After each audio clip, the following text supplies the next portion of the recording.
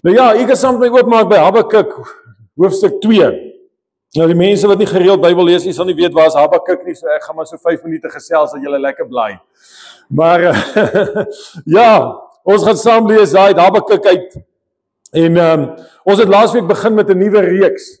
En ek is in my hart so opgewonde oor hierdie reeks, want dit is die reeks wat met Israel gebeur het toe God hulle uitgelei het uit Egipte uit, deur die Rooi See in die beloofde land in.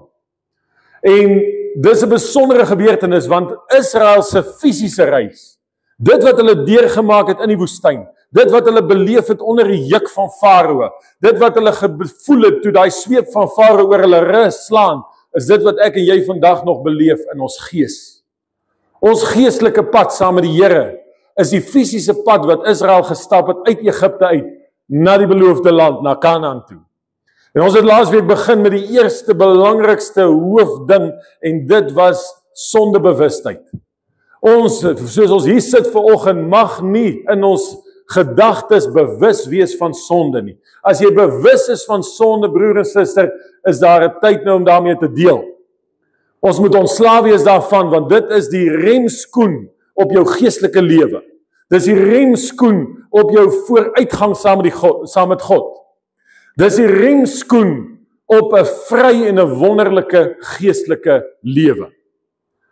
Daar's mense wat in die kerk sit, daar's mense wat Christene is, wat hulle self Christene noem, mense wat gedoop is, wat wonderlike dinge al in God se naam gedoen het, maar hulle sit met die las van sondebewustheid. So as jy sondebewustheid enigstens het, gaan luister na laasweek se boodskap en mag jy daarvan verlos word. En so gaan ons vrykom uit elke ding uit wat ons gees bind. Want ons gees is die heel binneste deel van ons wese. Ek en jy is 'n liggaam, dis ons buitekant, dis ons hande, ons voete, ons ledemate, dis ons liggaam. Dan het ons 'n siel. Ons siel is ons denke en ons wil. So dit wat ek wil doen, dit waarin my gedagtes dwaal, dit wat ek redeneer, dis my siel. En dan het ons die heel binneste van ons menswees, wat die woord verduidelik as ons hart. En dit is die gees van die mens. En die belangrike ding waar ek en jy by moet uitkom, is om hierdie gees die beheer te gee in ons hele lewe. As jou liggaam jou beheer, dan gaan jy leef volgens die drange van jou vlees. Jy gaan toegee aan goeders wat jou vlees jou na toe dryf. As jou vlees 'n mooi vrou sien, dan gaan hy outomaties begeer na haar toe. En as daar nie iets is wat hom keer nie, dan gaan hy die pad stap wat hy wil stap. As jou vlees vir jou sê jy is honger, dan gee jy hom wat hy nodig het. Maar as hy in die beheer kom van jou totale lewe, dan het jy moeilikheid. En dis hoekom dit belangrik is dat vasting, het jy al gelees in die Bybel dat vas is 'n geestelike dissipline. Wat doen vas? Vas sê, ek sê vir my liggaam, jy is onderdanig aan my. Jy sal my nie voorskryf nie. Ek lewe nie volgens jou impulse nie. Ek lewe uit 'n ander riem uit. Ek lewe volgens my geesimpulse wat van God afkom. Want die woord sê in die laaste dae sal mense hulle eie vlees dien. Hulle God is hulle buik, sê die woord. So wat sy maag ook al vir hom sê om te doen, dis wat gaan gebeur. Daar's geen ander autoriteit in sy lewe nie. Die woord sê ons moenie wees soos die redelose diere nie. Die redelose diere is diere. Onthou, diere het nie 'n gees nie. Wat ook al sy instink sê, is dit wat gebeur. Wat ook al sy natuur om leer, is dit wat gebeur. Maar ek en jy is nie onderdanig aan ons liggaam. En ook moet ons nie onderdanig wees aan ons verstand nie. En dit is 'n ding waarmee die wêreld vir jou sal stry. Ons lewe in 'n tyd wat die verstand, die sielsdimensie van die mens, wil ons ontwikkel so ver as moontlik. Universiteite, colleges, en ons wil grade en diplomas hê, ons wil ons kinders geleerdheid gee, en al hierdie dinge is wonderlik, as jou gees in beheer is oor jou verstand. As jou gees onderdanig is aan jou verstand, dan gaan jy kry dat jy lewe volgens jou sintuie. So hoe lewe ek as ek volgens my sintuie leef? Dit wat ek voel, is die waarheid. Dit wat ek proe, dit wat ek sien, dit wat ek hoor met my ore, dit is die waarheid. Nou as ek so lewe, dan kan hierdie woord nie die waarheid wees nie. Want hierdie woord praat van goed wat die mens nog nie gesien het nie, en nog nie in sy hart opgekom het nie, en wat die wil van mens nog nie bedink het nie, en die dinge wat ons nog eers in ons verstand opgekom het om te wil bid nie, dis wat God vir my en jou wil gee, dis wat hierdie woord gee. So ek moet op die plek kom, waar ek nie omgee wat ek voel nie. Ek moet nie omgee wat ek smaak nie, wat ek sien met my fisiese oë nie, wat ek hoor met my fisiese ore. Ek moet verby daai plek kom, en die plek laat my gees in beheer kom, my gees wat in kontak is met God, moet vlerke kry, hy moet sweef in my lewe, en hy sal my verstand en my denke dikteer, hy sal vir my leer hoe om te dink, hoe om te redeneer, hy sal my liggaam leer hoe om onderdanig te wees, en nie op impulse te reageer van die wêreld nie, maar om vry te wees in die Here. En dis die plek wat Jesus Christus vir my en jou losgekoop het met sy kosbare bloed. En dis die plek waar ons behoort te wees. En daarom is ek so opgewonde, ek wil volgende met die deel oor ongeloof. Ongeloof is daai een groot ding wat Jesus sy disippels heeltyd verwyd het, en gesê het, ai, kleingelowiges. Hoekom is julle so ongelowig? Ongeloof is 'n groot stryk vir my en jou in ons lewe. En ek is so opgewonde om dit volgende julle te deel, terwyl ek daar besig is vanoggend by die huis. Nou kan julle net dink, hoe gaan dit daar? Janie is nie daar nie, en hy 3 seuns hol die hele huis vol. En toe hardloop Boetie Carlo daar oor 'n by, en die by steek hom op sy tweede toon, en hy toon staan net so brooi opgepof, en hy huil aan mekaar. En ek sê, papa moet nou in sy Bybel lees. Ek moet nou vir die mense iets gee om te, julle kan nie nou my pla nie, maar die trane loop.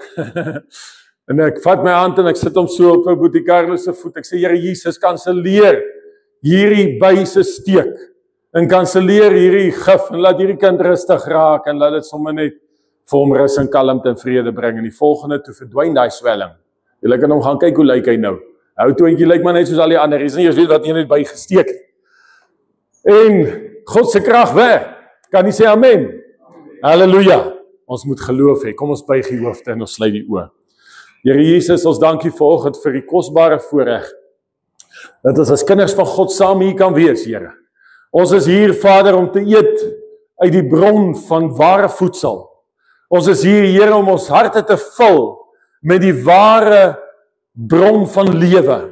Here, die woord sê, as die koringkorrel nie gesterf het en in die grond val nie, kan hy nie veel vrug opbring nie. Maar as hy gesterf het, bring hy veel vrug voort. En daarom kom ons nou en ons sterf vir elke menslike begeerte, elke eie geregtigheid, elke eie doel en elke doelstelling wat ons vir onsself maak, Here. En ons kom stel ons gees oop en sê, Here, hier is ons om van U te leer en van U te hoor. En kom lei ons in hierdie oggend dat ons U wil en U waarheid sal ontdek. In Jesus Christus se kosbare naam. Amen. Prys die naam van die Here. Nou, ek hoop die meeste het by nou al vir Habakuk gekry. So kom ons gaan daar saam lees. Ons lees net hierdie een versie, so kom ons gaan ons sommer almal saam lees. Kyk, sy siel is opgeblaase in hom en nie reg nie, maar die regverdige, deur sy geloof sal hy lewe. Nou hierdie een versie is 'n wonderlike vers wat ek nou eers ontdek het. Maar daar's baie ander verse. Romeine 1 vers 17 sê omtrent dieselfde, nog ander verse in die Nuwe Testament, maar hierdie een is my volgens so 'n rema woord geword, 'n ware woord. Hy praat hier van 2 soorte mense. Ek gaan nie die hele hoofstuk al lees nie, maar die een is die sielsmens. Dis die normale mens. Dis die ou wat sy verstand en sy wil is in beheer van sy lewe. Hy sê sy siel is opgeblaase in hom. Met ander woorde, wat sê hy? Sy siel het die sê. Sy siel is die hoogste waarheid. Sy siel is dit wat sy lewe dikteer. En hierdie siel van hom, sê die woord, is opgeblaase. Wat beteken opgeblaase? Hoogmoedig. Wie van die wat hier sit weet, watter sonde het die duiwel uit die hemel uit laat skop? Hoogmoed. Die hoogmoed het in sy hart opgestaan. Hy het gesê, ek wil myself gelykstel aan God. Ek wil sit in die uithoeke van die noorde. Ek wil wees soos God. En dit was die val van Lucifer. Dis wat hom laat word het die Satan.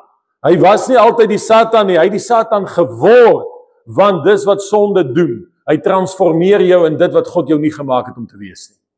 En vandag nog, as jy en broer en suster en ek in ons lewe sonde toelaat, dan vorm hy 'n transformasieproses. Louis Nygans, as kom hy die Ooskaap uit jare terug, toe hou ons 'n mighty men hier in die skoolsaal. En ons nooi almal soontoe, en Louis kom maar in, en hierdie ou kom, en ek het hom nie geken nie. Pastoor Sakkie sê vir my, hy kom en hy kom sing. Maar toe ek Louis so groet, toe hoor ek hier is alles behalwe 'n sanger se stem. Hierdie ou klink, hy is so 'n skerwe ou stem. En sy woorde, en hy sê vir my daai dag, hy sê, wie sonde verniel 'n mens. Sonde verniel jou. Hy breek jou vlees, siel en liggaam, alles. En hy sê, maar prys die Here, dit wat ek is, doen ek vir die Here. Dit wat ek het, gee ek vir hom. En hy sing met 'n ou skerwe stem, laat die mense se trane loop, want die salwing van die Here is daarop. Maar sonde breek jou, sonde vernietig jou. Sy siel is opgeblaas in hom, en die woord sê, en nie reg nie. Met ander woorde, hierdie ou dink nie reg nie, hy redeneer nie reg nie, hy leef nie reg nie, niks is reg nie. Maar, daar's 'n ander soort mens, en die lekker daarvan is, dat ek en jy kan besluit wat 'n soort ons wil wees. Is dit nie wonderlik nie? God het ons 'n keuse gegee in alles. Hy het die hemelruim in plek gestel, broer en suster. Hy het die sterre geskape. Hy het hulle in hulle wentelbane geplaas. Hy het hulle gesê, jy sal hier in hierdie wentelbaan vloei en in hierdie wentelbaan bly, wat duisende kilometers ligjare betrek. Ons verstand is te klein om dit uit te werk. En wat het hulle gedoen? Het gesê, ons buig en ons gee gehoor aan u wil. Hy het hierdie hele skepping hier buite geskape, die aarde, die see, alles wat daarin is, hy het die see se grense vasgestel en gesê, jy sal net tot hier kom. En hy kan nie verder kom nie, hy is tot op daai strand geblokkeer, want God het daar die streep in die sand getrek. En die see het gebuig en gesê, ek gehoorsaam u wil. En dan kom hy by die mens. En dan sê hy vir die mens, kom. En wat doen ons? Ons sê, nee. Is dit nie geweldig nie? Laat ons daai krag het. Laat ons kan besluit om ja of nee vir God te sê. Maar die woord sê die regverdige, deur sy geloof sal hy lewe. Kom ons sê dit saam. Deur sy geloof sal hy lewe. Ok, kom ons kyk mooi. Wat sê die versie? Sê hy deur God se geloof? Nee. Deur sy geloof. Nou kom ons draai hom nou om. Kom ons sê nou, wat hierdie vers eintlik beteken is, deur my geloof sal ek lewe. Miskien moet jy jou vinger teen jou eie bors druk en net bietjie sê, deur my geloof sal ek lewe. Ja, broer, suster, dit draai die ding bietjie om. Dit bring die verantwoordelikheid na my toe, jou toe, en sê, wat glo ek? Wat is my geloof? Wat glo ek? Want dit gaan bepaal hoe ek gaan lewe. As ek nie glo nie, sal ek nie lewe nie. As ek glo, sal ek lewe. Die vlak van my geloof bepaal my lewensvlak. Is direk in korrelasie met mekaar. So kom ons gaan deur 'n paar punte werk. Eerste punt vir oggend is, waar kom geloof vandaan? En die antwoord daarvan is, geloof kom deur die woord. Niks anders nie. Geloof is nie 'n emosie nie. Partykeer ry ek in die bakkie en dan speel daar die pragtigste lied. En dit is so wonderlik en mens voel amper jy wil tranerig raak en dit is so 'n wonderlike salwing wat daar op is en dan is jy so opgesyk en dan dink jy dis nou geloof, maar dis nie geloof nie. Dis my emosie. Wonderlik, heerlik om te beleef, maar dis nie geloof nie. Ons moet nie die twee verwar nie. Want geloof kom deur die woord van God. En as ek die woord van God hier binne het, sal daar geloof hier binne wees. Ontvang die ingeplante woord, dis Petrus se ding wat hy sê vir die kerk in 1 Petrus. So, Romeine 10 vers 17, die geloof is dus uit die gehoor, en die gehoor is deur die woord van God. Met ander woorde, ek moet die woord van God open, ek moet hoor wat hy sê, en dit bou geloof in my hart. So dit wat ons nou hiermee besig is besig om geloof in jou hart te bou, want ons is besig om hier geloof te doen. Ons is besig om God se woord hier te doen. Ons is besig om dit in te plant in ons wese. En wanneer ons hier uitstap, is daar 'n bietjie meer van geloof in ons hart as wat daar was, voor ons hier ingestap het. So ek moet hoor wat die woord sê, dit moet deur my ore ingaan. Partykeer vat ek die Bybel en ek lees hom vir myself hardop. Val as ek daar in die veld is en ek bid daar op 'n klip, dan is dit die lekkerste, want daar's niemand wat jou hoor en jou pla nie. En niemand wat dink jy's weird nie. So jy kan dit daar doen. Daar moet jy dit lees en jy moet dit hoor, wanneer jou eie stem dit spreek en wanneer jou eie ore dit hoor, is daar 'n ingang in jou gees. En hy word geplant, jy ontvang geloof. Mense dink die Here moet jou geloof gee. Dit is sy verantwoordelikheid. Dit is nie so nie. Geloof kom deur die gehoor. So die hoeveelheid wat ek het in my hart, hang af van die hoeveelheid van God se woord wat ek binne in my laat plaas het. Facebook is nogal nie goed om jou geloof te bou nie. En Instagram, en al hierdie fancy goed van ons dag en eeu. God se woord, dis wat geloof bou. Die tweede ding is, geloof werk deur liefde. Geloof werk deur liefde. So geloof opereer in liefde. Wat is liefde? Daar kan nie liefde wees as daar nie 'n verhouding is nie. Ek is lief vir my vrou want ons het 'n verhouding, ons is verbind aan mekaar. Ons het 'n huweliksverbond afgelê. En dit is ons verhouding en in hierdie verhouding werk liefde. So waar daar nie 'n verhouding is nie, is daar nie liefde nie, is daar nie geloof nie. So met ander woorde, geloof kom deur die gehoor van die woord van God, maar dan moet daar liefde wees, dan moet daar 'n interaksie van gees wees. Dan moet ek met God kommunikeer op 'n geestesvlak, sodat liefde kan ontstaan, sodat liefde kan werk, want dit is wat geloof werksaam maak. As iemand my iets beloof, en ek ken hom nie, dan kan ek wonder, gaat hierdie ou doen wat hy beloof. Maar as ek een van julle, as ek by Paul kom en Paul beloof my, hy sal dit en dat doen. Omdat ek Paul ken, weet ek, hy sal doen wat hy sê. Ek weet hy's 'n man van sy woord. En dit is dieselfde met God. As jy God nie ken nie, gaan jy nie weet of gaan hy doen wat hy sê nie. Maar as ek in 'n liefdesverhouding met God is, dan kan ek hierdie woord vat en ek maak hom oop en ek lees daar belofte wat sê die Here sal nie lieg nie. En die Here praat net die waarheid en die God sal jou nie verlaat nie. Hy's elke dag by jou. Jy hoef nie te vrees nie want ek is saam met jou. Al hierdie wonderlike beloftes. En omdat God het gesê en omdat ek in 'n liefdesverhouding met God staan, glo ek dit. Dis hoe geloof ontstaan in my hart. Wat 'n wonderlike belewenis. Baie mense sê ek is onder omstandighede. Onder omstandighede gaan dit goed. Ons moet nie onder omstandighede wees nie. Ek moet bo my omstandighede leef. Jesus was nooit onder omstandighede nie. Hy was in volle beheer. Tot aan die kruis, toe hy vasgespijker is, was hy in volle beheer. Hy het sy eie lewe gegee. Hy het geroep aan daai kruis, hy het gesê, Vader, in u hande beveel ek my gees. Niemand het hom doodgemaak nie. Ek wil vir u sê, daai Romeine kon soveel spykers aan hom slaan as wat hulle wou, hulle kon hom geesel soos wat hulle wou, hulle sou nie die lewe uit hom uit kon trek nie. Hy het dit gegee, hy was in volle beheer. En net so moet ek en jy ook. Ons het nog nie eens gevoel hoe voel 'n spyker deur ons handpalm nie, ons het nog nie eens gevoel hoe voel die kats op ons rug nie, en dan dink ons is Gods verlate en ons is onder omstandighede. Is dit nie hartseer nie? Geloof moet groei en ontwikkel. Jesus sê, geloof is soos 'n mosterdsaad. Wat doen 'n mosterdsaad? So jare of wat terug, toe ek mosterdsaadjies hier uitgedeel. Wie van julle het van hulle gekry? Sien nog mense, het julle hulle geplant? Het hulle gegroei? Het iemand het geplant? Antoinette, hoe groot is jou mosterd nou? Okay.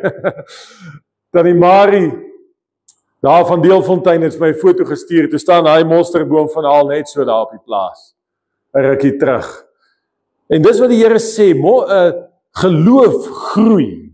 Geloof groei. So met ander woorde, geloof is nie vandag As ek dit nie nou voluit kan doen wat die Bybel sê ek kan doen nie, dan het ek niks nie. Geloof ontwikkel. Hy groei soos wat ek en jy gegroei het.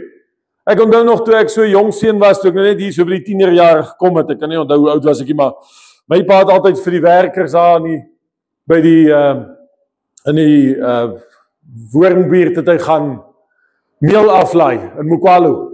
En toe was dit vir my so lekker toe ek nou die eerste keer hy 60 kg meel kan optel en dan kan hom aflaai. Dis lekker, want ek kon dit nooit reg kry nie, en die volgende oomblik kry ek dit reg, want ek het net gegroei tot op die plek waar ek kon dit doen.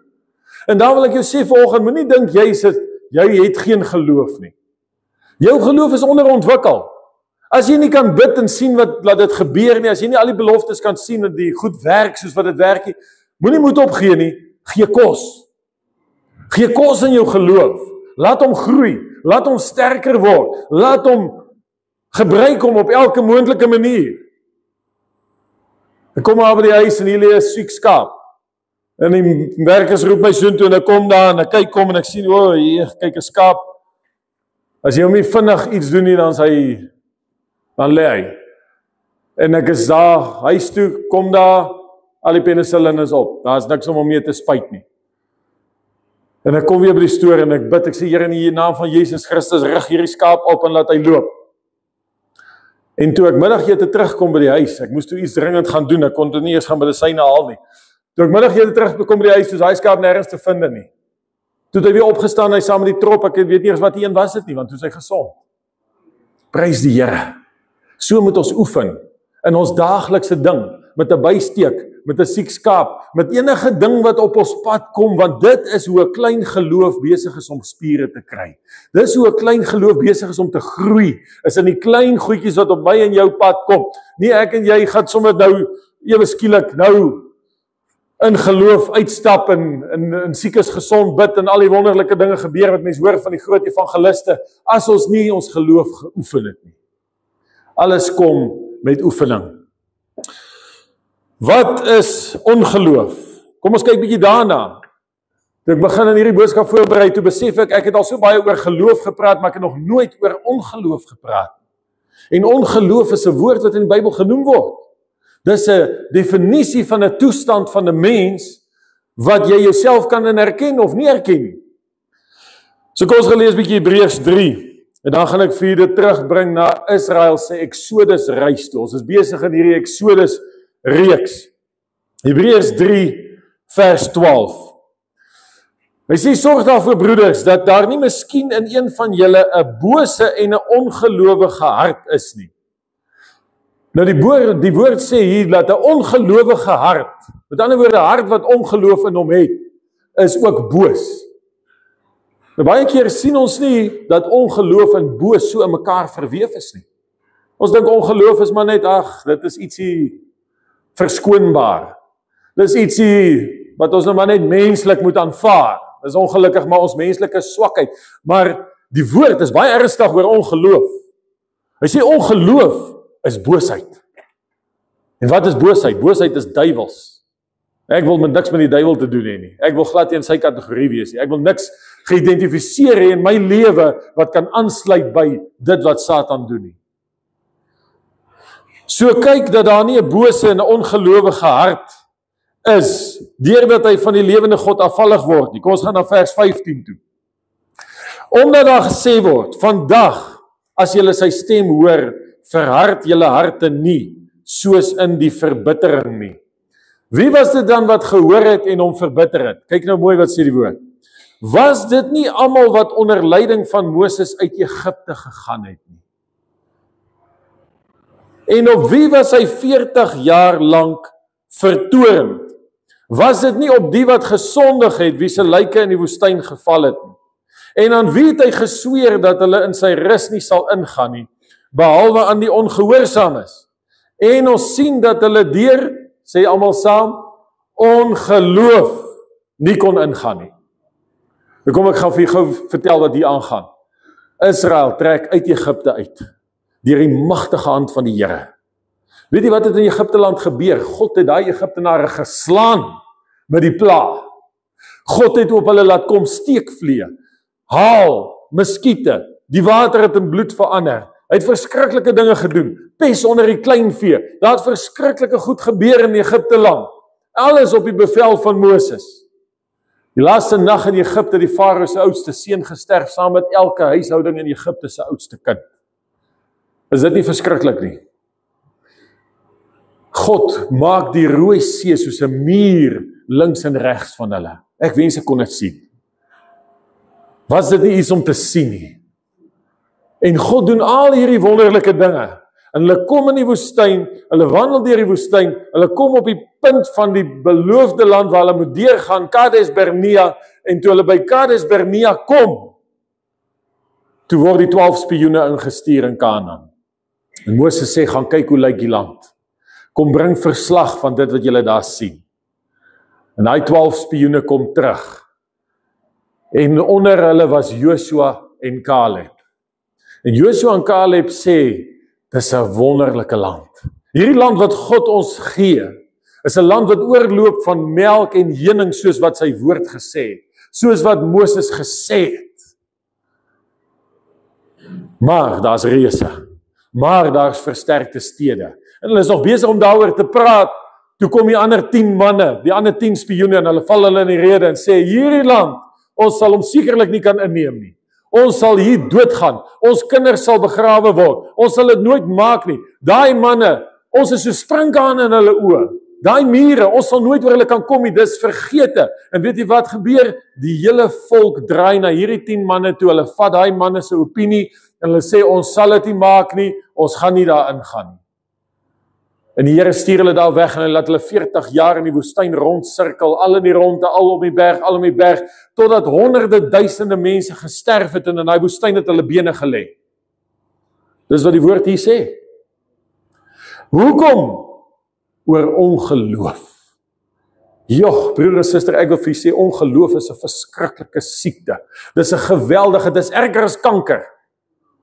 Dis erger as gewasse, dis erger as bloeddruk, is erger as die verskriklikste dinge wat ons in hierdie dag, is erger as bankrotskap, is ongeloof. Dis die ondergang van jou totale menswees. Dis die ding wat jou kan grond toe vat en jou kan vernietig en alles in jou lewe kan saamsleep. Ongeloof. Hulle staan daar en hulle sê ons kan nie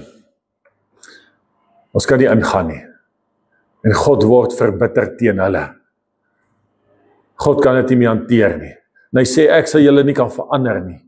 Ek sal julle moet laat sterf. Sterf. En dis hoekom die woord ons vandag nog nooi, dat ons in onsself moet sterf. Want die ou mens kan nie verander nie. Vergeet daarvan om die ou mens te probeer aanpas. Die enigste ding wat jy kan doen met die ou mens is om hom te kruisig, soos wat Paulus sê. Bring hom na die kruis van Jesus Christus toe en lê hom daar neer en staan op in 'n nuwe lewe. 'n Nuwe geslag moet opstaan wat kan ingaan in die beloftes van die Here. Maar ek wil vir julle tog Caleb se verslag lees. Kyk wat sê Caleb vir die volk. Wees net nie teen die Here opstandig nie. En wees julle nie bevrees vir die volk van die land nie, want hulle is ons spys. Man, as ons dit moet in Afrikaans sê, dan Caleb hulle gesê, luister manne, ons gaan daai ons opvreet, vandat ons voete in daai land sit, tot ons aan die kant uitgaan. Hulle is ons kos, man. Hulle sal ons nie vernietig, hulle staan nie 'n kans nie. Kyk wie saam met ons, die God wat die Rooi See oopgemaak het, die God wat die haal op Egipte neer laat stort het, die God wat die pla hulle mee vernietig het, totdat ons nie meer kon vashou nie. Dis die God wat ons dien. Dis die God met wie ons stap. Kyk wat sê hy, hulle beskutting het van hulle gewyk. Hy sê, daar is nie beskutting nie. Wat is die beskutting? Al die volke wat daar in hy land Kanaan gebly het, is afgode dienaars. Hulle dien Molech. Hulle dien die Kanaanitiese gode. En daai gode is almal demoniese magte. Hulle is almal demoniese magte. Jy kan vandag, as jy al die volke wat in Kanaan was, voordat Israel ingetrek het, gaan naspeur en sal jy sien, dit is dieselfde groeperinge wat ons vandag herken as demoniese magte wat mense se geestelike lewens wil vernietig. Jy kan hulle karaktertrekke met mekaar vergelyk. Party wil jou stom en blind maak, ander is besig met leuns, ander is besig met allerlei ander goeters. Demoniese magte. En wat sê Caleb? Hy sê, kyk na hulle beskutting het van hulle gewyk. Hoekom het hulle beskutting gewyk? Want God sê, kyk, ek gee die land in julle hand. En in daai oomblik het die duiwel in al sy magte gevlug uit daai land uit. Daar was nie 'n manier wat hulle meer daar kon staan nie. So daai reëse staan daar, maar hulle het geen krag meer nie. Hulle het geen beskutting meer nie. Hulle het geen mag meer nie, is van hulle ontneem. Maar jy sien, as jy met jou siel kyk, as jy met jou oë kyk, soos wat Israel se 10 spioene gekyk het, hulle kyk na die grootte van die reus, hulle kyk na die grootte van die hoogte van die mure, met hulle fisiese oë, dan maak jy hierdie fout. En honderde duisende wit gebrande bene lê in die woestyn, wat nie dit gemaak het nie. Laat my dink aan oom Tom Greef, my oupa se broer. Hy sê jare gelede toe kom daar 'n sangoma by hom aan op die plaas. En hy sê in hierdie sangoma wil daar vir hom met sy dollosse kom gooi en vir hom kom goed vertel. En hy sê, hy lag vir hom, hy sê, jy kan maar huis toe gaan, jou bene gaan nie meer werk nie. Hy sê, en hy draai die sangoma om, hy vou sy lap met sy bene toe en hy's weg. En hy kom terughardloop seker 'n uur later. En hy sê, ou baas asseblief, jy moet hulle weer laat werk. Hy sê, asseblief, die bene praat nie meer nie. Hulle praat nie meer nie, maar hulle moet werk, asseblief. Een woord van ek en jy as kind van God, het die mag om die duiwel op die vlug te laat slaan. Ons het mag om die vyeboom te sê, jy sal nie weer vrug dra nie. Ons verbied jou, en hy sal verwelk. Ons het mag om in geloof te sê, laat daar lewe wees, laat daar lig wees, en daar sal wees. Maar ons moet dit gebruik. Ons moet dit stimuleer in ons lewens. Dood en lewe, sê Spreuke 18 vers 21, is in die mag van die tong. So Hebreërs 11 vers 1 sê, geloof is 'n vaste vertroue in die dinge wat ons hoop, 'n bewys van die dinge wat ons nie sien nie. Ons ken daai versie baie goed, maar ek wil vir volgende lees, hoe klink ongeloof se versie. Ongeloof is 'n wantroue in die dinge wat ons hoop. Dis 'n vaste vertroue in die dinge wat ons sien. Het jy mooi gehoor? Ongeloof is 'n wantroue in die dinge wat ons hoop. So met ander woorde, dit wat ons hoop, glo ons nie gaan gebeur nie. Maar dis 'n vaste vertroue in wat my oë vir my sê. Dis 'n vaste vertroue in die dinge wat ek sien.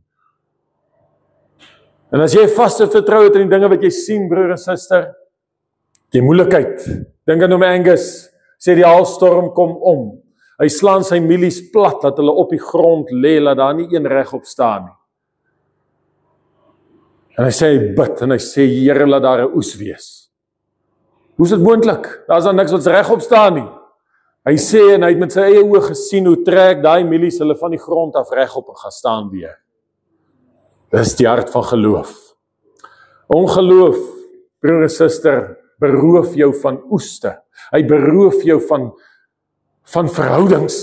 Hy beroof jou van die voorspoed wat God wil gee in jou lewe. Hy beroof jou van so baie goed.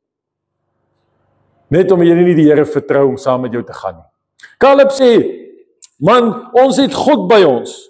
Ons het God saam met ons. Hoe kan ons verloor? Hoe kan ons nie wen nie? Hoe is dit moontlik?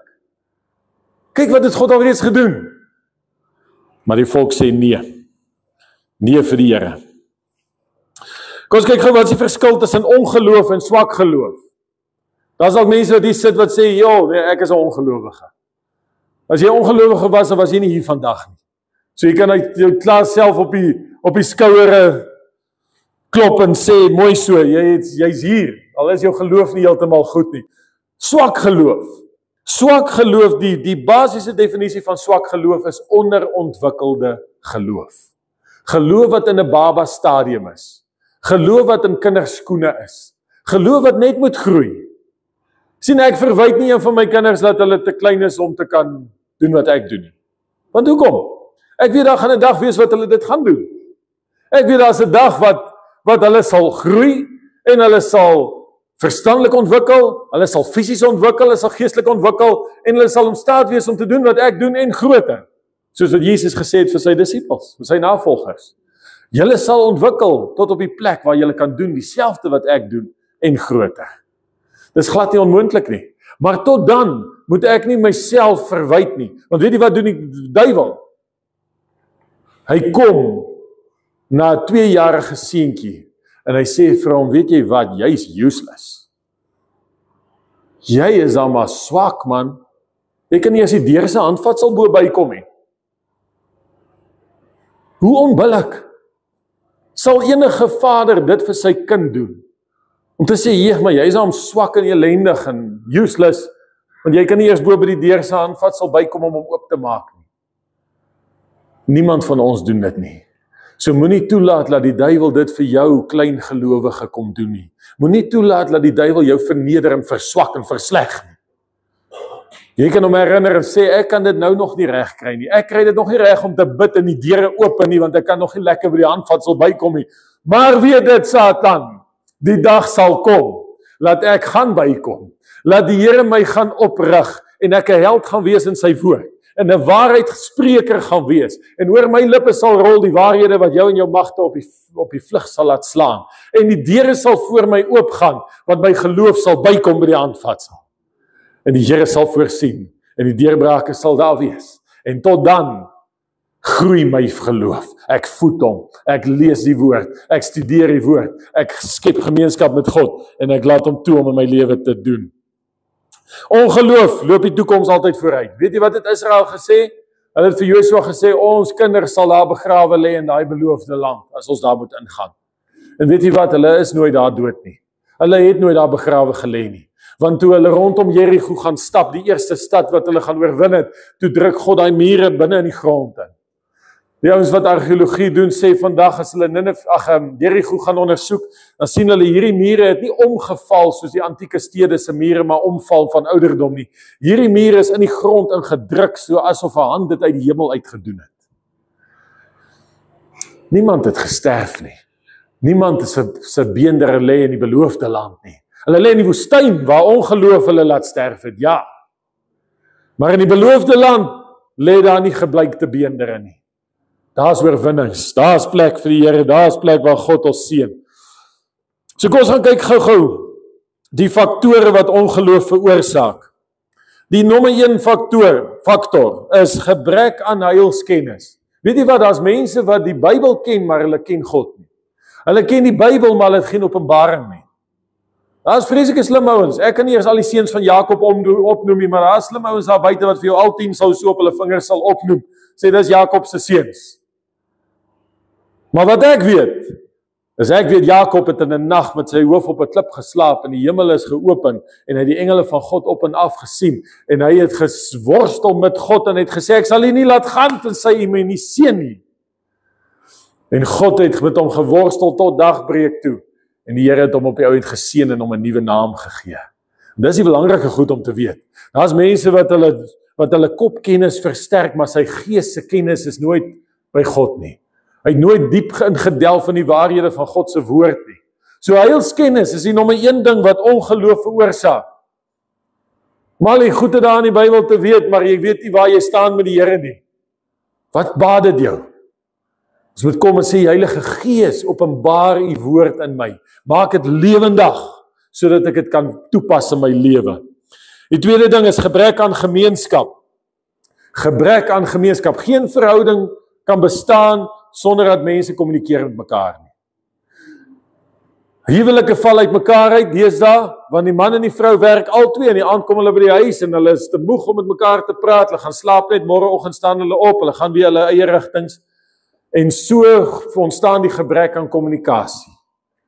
En gebrek aan kommunikasie is die begin van uit mekaar val. Johannes 15 vers 4, bly in my, sê Jesus. Bly in my, kan ons dit saam sê? Bly in my, soos ek in julle. Net soos die loot geen vrug kan dra van homself as dit nie in die wynstok bly nie, so julle ook nie as julle in my bly nie. Ons moet bly by Jesus, bly by die gemeenskap van God. Ons moet nie te besig raak nie. Iemand het nou eendag so mooi ding gesê, hy sê, as jy te besig is om Bybel te lees en om te bid, dan is jy besig om meer te doen as wat God ooit vir jou bestem het om te moet doen. Is dit nie 'n mooi woord nie? Sê, jy is besig om te veel te wil doen. En daai te veel maak dat jy die belangrike goed eintlik eenkant los. Nommer 3, faktore wat ongeloof veroorsaak. Nommer 3 is sonde. Ons het al daaroor gepraat. Sonde bring skeiding. So wat doen ek as daar sonde is? Ek bely. Ek maak skoon voor die Here. Sê, Here, vergewe my. Ek het toegegee, ek het misgetrap, ek het u teleurgestel, maar ek kom bely dit nou. Iemand het eendag gesê, as jy wil hardloop in hemelsnaam net na die Here toe. Nie weg van hom af nie. Soos Jona nie. Moenie verskonings maak vir sonde nie. Baie mense sit en dink die beste verskonings uit hoekom hy mag sondig. Is hier van hulle vanoggend? Mense dink partykeer, nee, hierdie is nie so erg nie, daai is nie so erg nie. Broer en suster, gaan net op jou knie en probeer bid, dan sal jy weet of dit erg is of nie. Want dit is die eerste ding, as jy nie vrymoedigheid het om te wil bid nie, dan moet jy weet, die ding kla jou aan. Hy pla jou. Hy's 'n gewig om jou enkels. Hy hou jou vas. Wat doen ek? Ek identifiseer die probleem, ek bely hom voor die Here, ek kry hom uit my lewe uit, en ek maak my pad oop na God toe. Want dit hang van my af. By God se deur staan waawyd oop. Totdat hy daai bassein nie geblaas het nie. Volgende het ek amper gedink is die bassein wat hier binne blaas, toe daai klankstel bietjie wild raak. Maar tot hy nie geblaas het nie, staan die deur nog oop by God. En dis ons welkom om daarin te gaan. Die 4de ding, gebrek aan lofprysing. Die woord van die Here sê, God woon in die lofsange van sy volk. Waar daar nie lofprysing is nie, trek swaarmoedigheid in jou lewe. Put on the garment of praise for the spirit of heaviness. Lift up your voice to God, praise in the spirit, is wat ons sing. Dis Jesaja wat dit geprofeteer het. Lofprysing moet deel wees van my lewe. Weet jy wat is knop my tong. Depressie. Ons gaan in hierdie reeks, gaan ons een Sondag praat oor depressie. Depressie maak 'n bespotting van God. Dis die duiwel wat dit op jou laat neerkom, want hy wil alles wat God vir jou gee, sy genade, sy oorvloed, sy voorsiening, sy seën, wil hy verander en omdraai, sodat jy in 'n depressiewe toestand beland. Dis 'n leuen van die duiwel. Daar bestaan nie so 'n ding soos depressie nie. Die depressie wat mense dink daar is 'n leuen. En sodra jy agterkom, word gelieg vir jou deur jou gevoelens, deur jou emosies, deur die goed wat in jou binnekant aangaan, dan word jy los van depressie, net so. Janie het al haar getuienis vertel. Hulle wil haar by 'n hospitaal ingeboek het. Allerhande pille gevoer. En toe kom sy daar met die bid uit. En sy hoor die waarheid van God se woord. Sy sê, maar ek het nie nodig om die pille te drink nie. Dis 'n leuen. Dis 'n leuen wat die duiwel vir my vertel het. Hulle het gesê, ek sal nooit weer sonder die pille kan leef nie. Ek sal die res van my lewe dit moet drink, net om my kop reg te hou en om alles reg. Sy het daai pille gevat in die asblik gegooi en sy bekeer niks tot vandag toe. Dis 'n leuen. Halleluja. Die gees van die mens moet vrykom, prys die naam van die Here. Die volgende faktor wat ongeloof veroorsaak is die gebrek aan woordbelydenis. Ons moet die woord spreek. Ons moet spreek. Hy sê daar staan geskrywe. Jesus het elke keer as die duiwel hom aanval, as hy daar staan geskrywe. Daar staan geskrywe. Ons moet die woord bely. Romeine 10 vers 10 sê, want met die hart glo ons tot geregtigheid en met die mond bely ons tot redding. Met ander woorde, ek lees in hierdie woord, my hart glo wat daar staan en my mond spreek dit hardop en dis my redding. Dis wat die deurbraak gee. Dis wat my op 'n plek bring van geloof en uit ongeloof uit. Dan die laaste ene, faktor wat ongeloof veroorsaak is die gebrek aan die onderwerping aan God se wil. Weet jy wat doen ons as mens? Die oomblik wat goed nie vir ons reg loop nie, dan besluit ek gaan my eie plan maak. Ek worry nou nie meer wat daar staan nie. Ek worry nou nie meer wat ek gebid het nie. Ek het nou gesien die Here vat te lank. Ek het gesien die Here gaan nie vir my deurbraak gee nie. Ek het seker te veel sonde. Ek weet nie wat aangaan nie, maar nou gaan ek my eie plan maak. En dis die grootste fout wat ons kan maak, want dit bring ongeloof in jou lewe in. En wat doen ongeloof? Ongeloof laat honderdduisende mense se bene in die woestyn lê en wit blyk onder die son van die hemel. Job het so 'n pragtige voorbeeld hiervan. Job sê vir sy vrou, sy sê vir Job, vloek God en sterf, want kyk hoe gaan dit met jou, en wat sê Job, soos 'n dwaas praat jy, die goeie sal ons van God aanneem en nie ook die slegte aanneem nie, by dit alles het Job nie gesondig met sy lippe nie. Ek wens ek kan soos Job wees, want my lippe wil nog partykeer maar verkeerde goed praat. My lippe wil maar partykeer nog goeters praat wat meer te doen het met hopeloosheid as geloof in God. By dit alles het Job nie gesondig met sy lippe nie.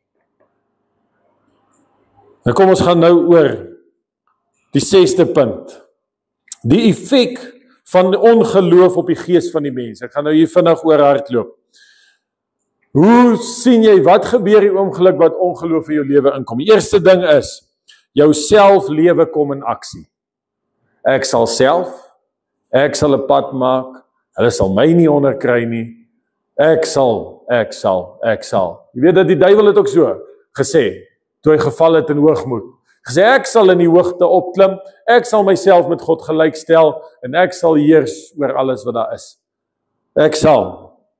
Die tweede ding is, die effek van ongeloof. Die wil van die mens verander. Ek begin saam met die probleem praat. Weet jy wat, ons as Christene moet nooit saam met die probleem praat nie. Die probleem kan daar wees, dit is so. Die moeilikheid het gekom. Die storm is in die huis. Die dinge het nou gebeur. Maar ek praat nie daarmee saam nie. Ek moet my lippe daarvan weerhou om dit te praat. Ons praat teenoorgestel van die effek van die ongeloof. Ons praat teen dit. Ons draai ons wil teen dit. As jy saam met die probleem praat, is jy besig om Satan se wil te bely. En hoe erg is dit nie? Ek wil nooit die duiwel se wil oor my lewe bely nie. As party mense wat so erg is hieroor, ek het gehoor jy het eendag gesê, as hy in die huisbak klim en hy druk hier onder toe knoppie aan, dan sê hy nie eers ek gaan af nie. Want hy sê die woord sê in Deuteronomium 28 vers 13, ek sal net boontoe gaan en nooit onder toe nie. Maar so moet ons let op ons woorde.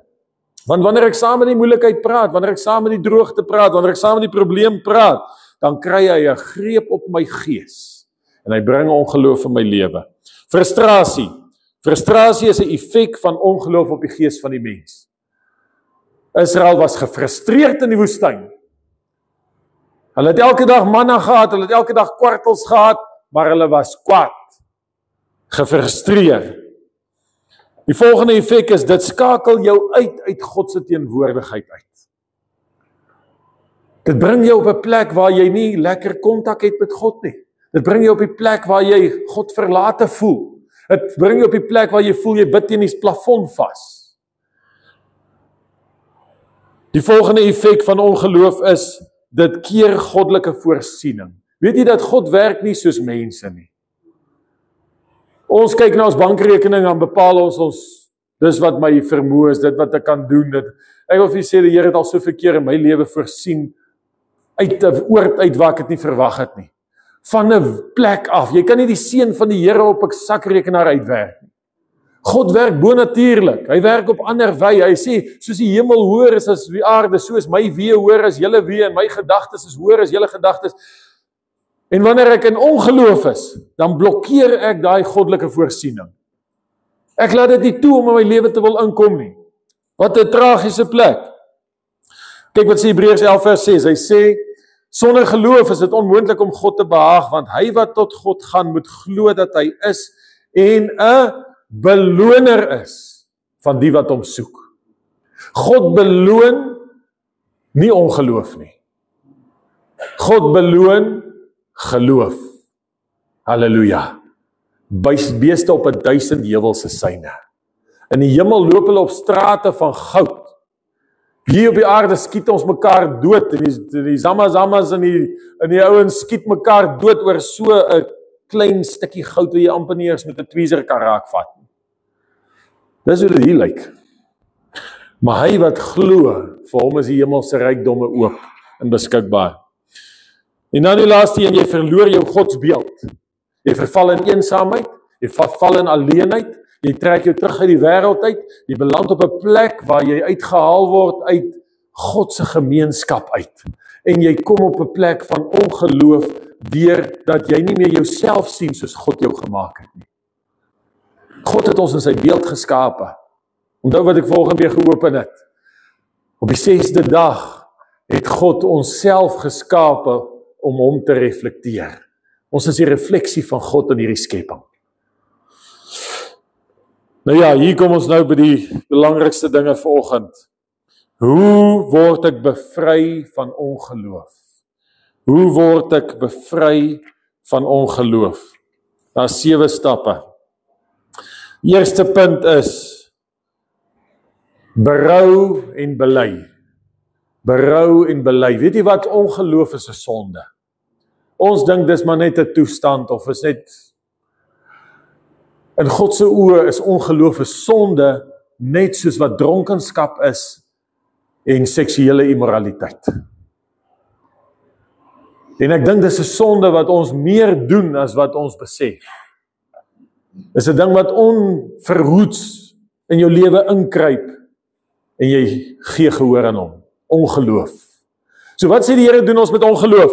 Ons gaan op ons knieë sê, Here, jammer vir my ongeloof. Ek bely dit voor U. Ek kies weer om U te vertrou. Ek kies om terug te kom na U woord toe, na U waarheid toe. En ek beloof om vandag saam met U die pad te vat, so ver as wat ek in my vermoë dit kan doen. En mag U my help om dit te doen. Mag die Heilige Gees my ondersteun om dit te doen. Mag ek vas staan in geloof en nie terugval in ongeloof nie.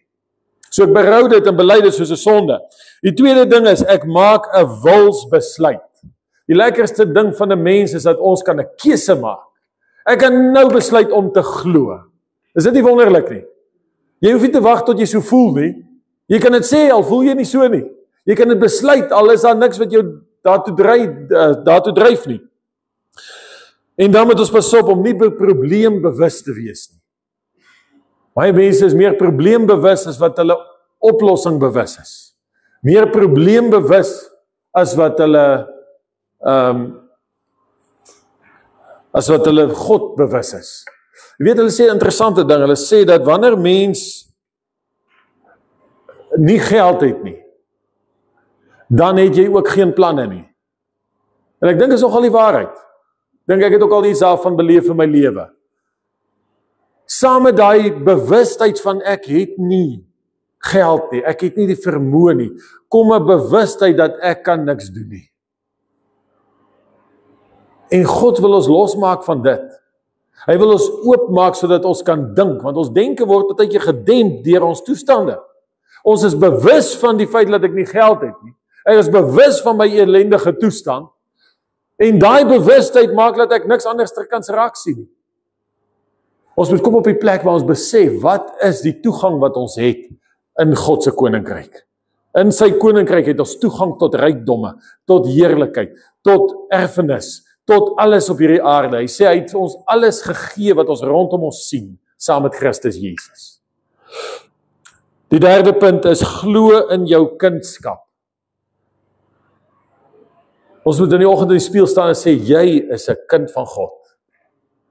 Ons het nodig om dit te hoor, ons het nodig om dit vir onsself te herhaal, want as ek dit nie sê vir myself nie, dan gaan ek nie outomaties so voel nie. Glo in jou kindskap. Kyk Johannes 1 vers 10. Hy was in die wêreld, en die wêreld het deur hom ontstaan, en die wêreld het hom nie geken nie. Hy het na sy eiendom gekom, en sy eie mense het hom nie aangeneem nie. Maar almal wat hom aangeneem het, aan hulle het hy mag gegee om kinders van God te word, aan hulle wat in sy naam glo. Jy het die mag om 'n kind van God te mag wees. Halleluja. Prys die Here. Die vierde punt, ken jou posisie in Christus. Paul het laasweek hier gesê, by die mannekamp het hulle vir ons gesê, jou kondisie is dalk nie so goed nie, maar jou posisie is altyd goed. Jou posisie is, ek is duur gekoop deur die kosbare bloed van die lam, ek is kind van God, wedergebore in sy geregtigheid. En dis ons posisie.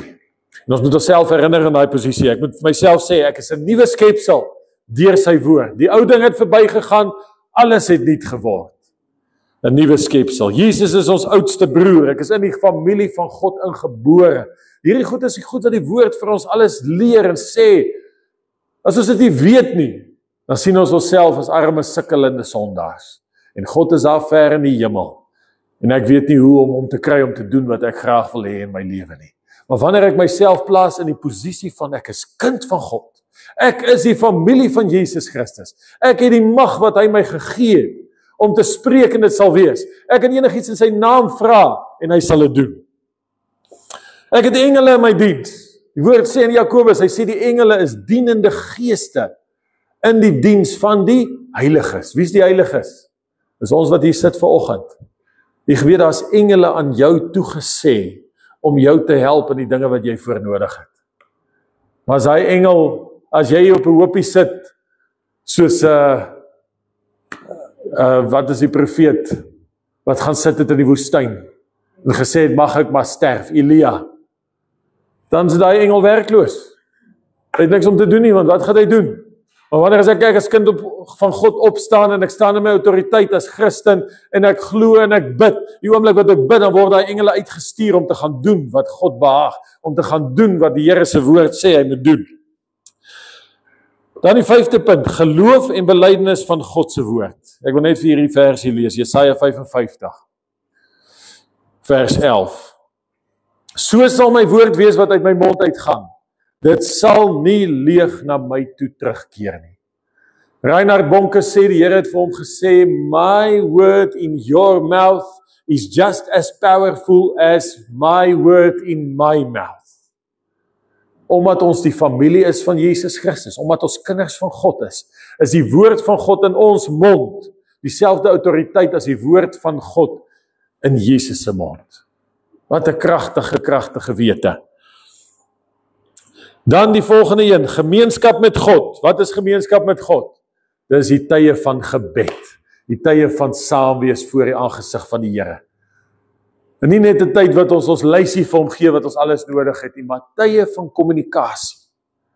Ons is Vrydagoggende, ons manne bid hier op die sportgronde. Man, dit is so 'n lekker sessie. Ek wil julle sê, as ek daar ry, dan is my so vol, en dis so heerlik, want al die manne bid daar saam, en almal is so half van dieselfde lyn. Dus elke keer lei die Here ons op 'n sekere manier om te bid, en die mense is so vol, want waar was jy?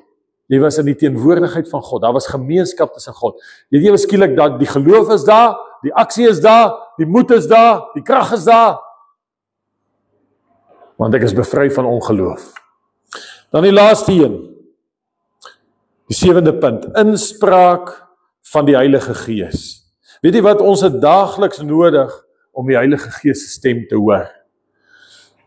En ek wil vir u vra dat u gaan oefen om God se stem te hoor. Want die geraas is so baie in ons ore. Ons kry meer WhatsApps op 'n dag as wat ons God se stem hoor op 'n dag.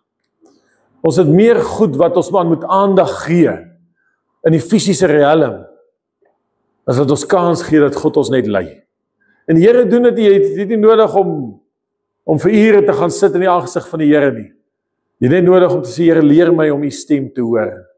Die herder hoor, of die skape hoor die herder se stem, sê Jesus.